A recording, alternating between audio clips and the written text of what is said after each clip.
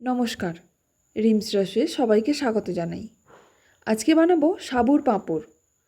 এটা বানানো খুবই সহজ, তাই এবার থেকে দোকান থেকে না কিনে বাড়িতেই এইভাবে বানিয়ে নিতে পারেন।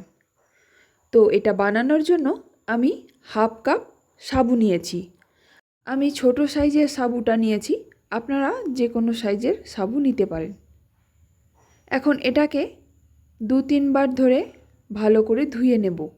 2-3 বার ধরে ধুয়ে নেওয়ার পর এবার এর মধ্যে আমি হাফ কাপ জল দিয়ে ভিজতে দেব 3 ঘন্টা মতো।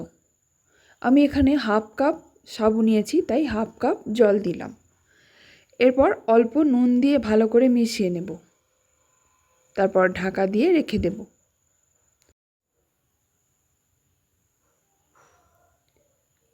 3 ঘন্টা পর দেখুন সাবুটা কতটা ফুলে উঠেছে।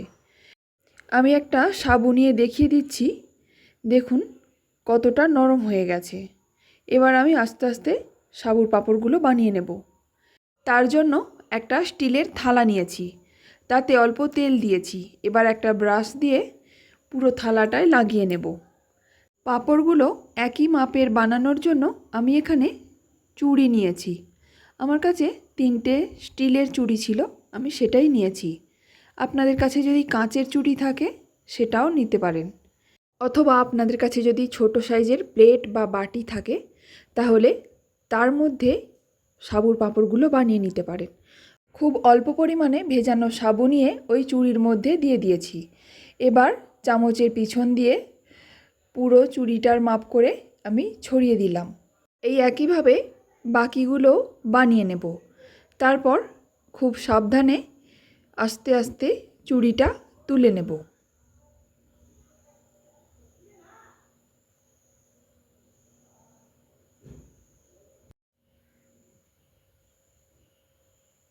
এই একই রকমভাবে আরও কয়েকটা বানিয়ে নেব।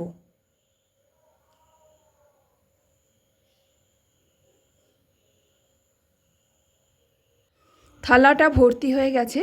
অন্যদিকে আমি স্টিম করার জন্য জল গরম বসিয়েছি।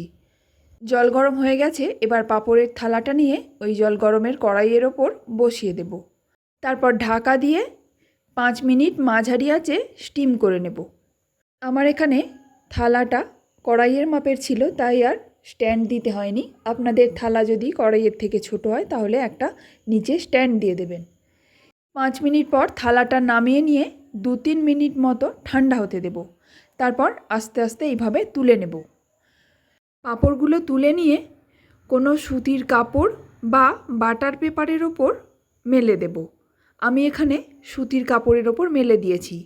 সবগুলো হয়ে যাওয়ার পর রোদে শুকিয়ে নেব। এই যে পাঁপড়গুলো আমি রোদে শুকনো করে নিয়েছি, এখন ভেজে দেখিয়ে দেব।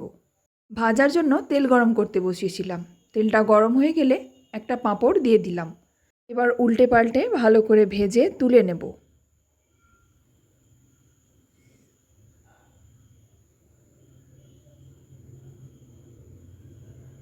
একটা পাঁপড় ভাজা হয়ে গেল।